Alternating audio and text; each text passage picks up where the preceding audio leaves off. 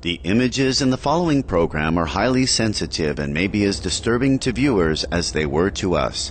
However, we have to show the truth about animal cruelty.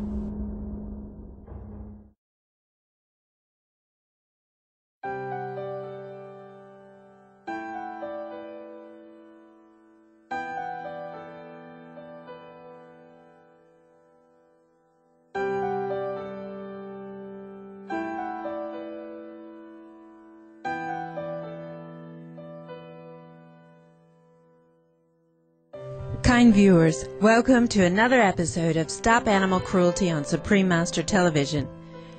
Today's program features part 2 of our interview with Shawn Monson, a vegan or follower of an animal-free diet, who wrote, produced, and directed Earthlings, an award-winning 2005 documentary on animal suffering.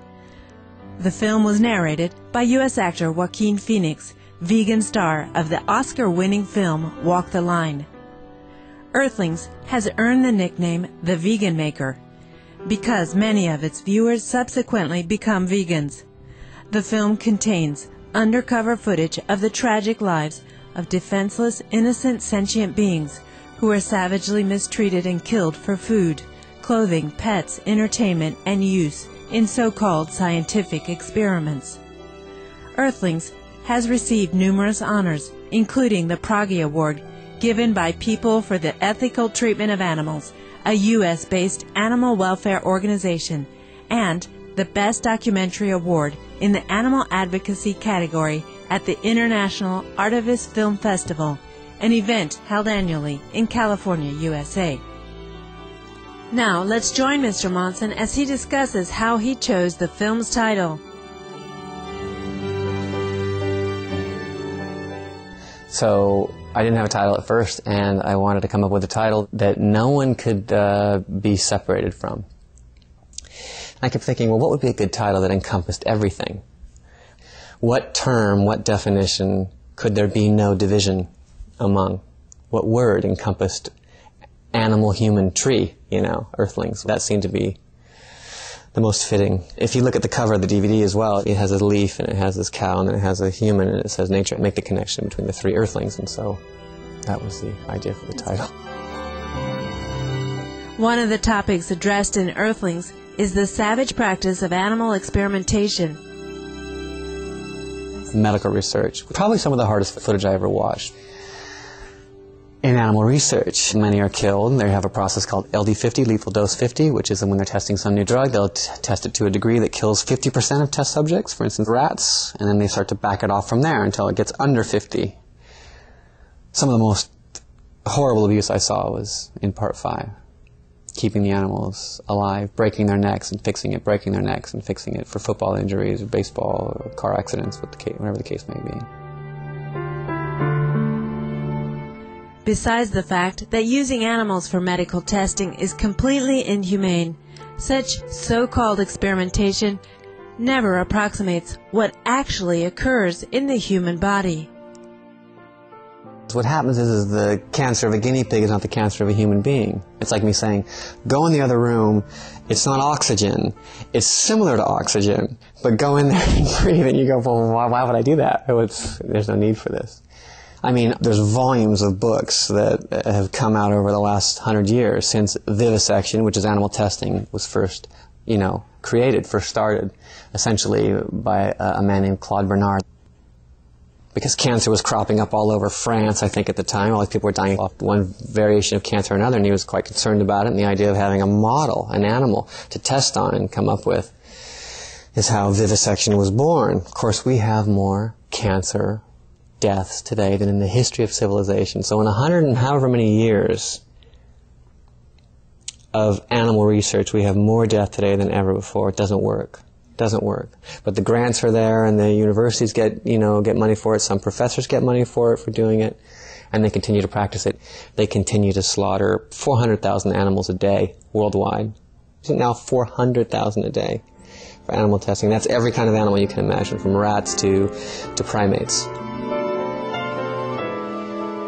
How can we end this appalling practice? Well, you don't buy products that are tested on animals, number one. Medications that come from animals later have after effects or diverse effects, and people have to stop using them, and then they'll tweak it by a couple of things here and there and then repackage it and sell it again. This is when we get back to food that you eat.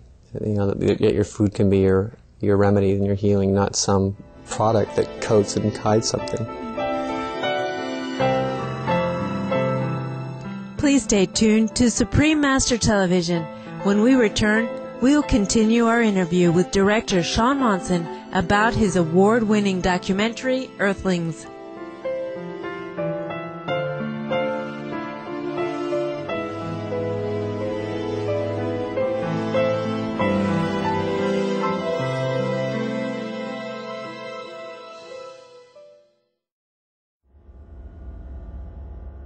The images in the following program are highly sensitive and may be as disturbing to viewers as they were to us.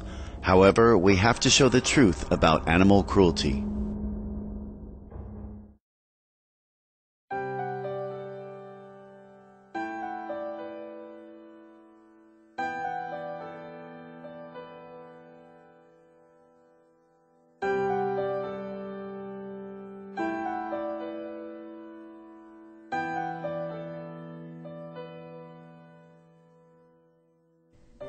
This is the Stop Animal Cruelty series on Supreme Master Television.